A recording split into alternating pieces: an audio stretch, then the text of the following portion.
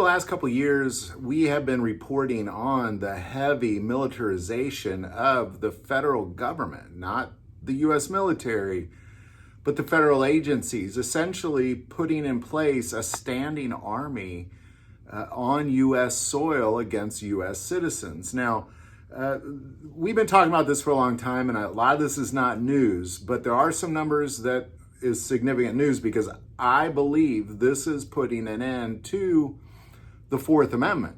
And once you put an end to the Fourth Amendment, well, then you just might as well just shut down the Constitution altogether, because ultimately what you have is you have the IRS with 45 million rounds of ammo. You have the Veterans Administration with 11 million, Department of Health and Human Services with 4 million rounds of ammo, Social Security Administration, 1 million rounds of ammo. And all of these administrations have heavily armed tactical SWAT teams. Even NASA has a SWAT team. Now, again, we've watched this take place over the last couple years, but here's the big problem, and I brought this up several months ago, is this has to do with confiscation of property and personal freedoms. It's eliminating the Fourth Amendment, because what you have is, on average, there's around 3,000 SWAT raids per year. For the last 2 years, we've averaged 80,000.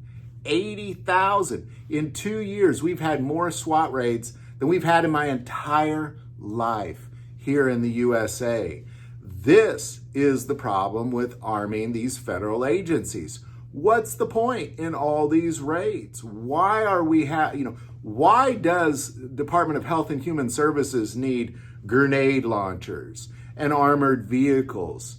Why does the IRS need SWAT teams and armored vehicles and grenade launchers?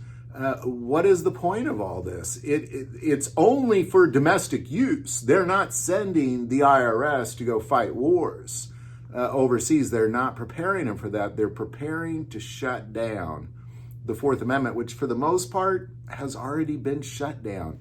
And here's the big problem, is most of you and most Americans are applauding the loss of your freedoms when it goes against your political enemies.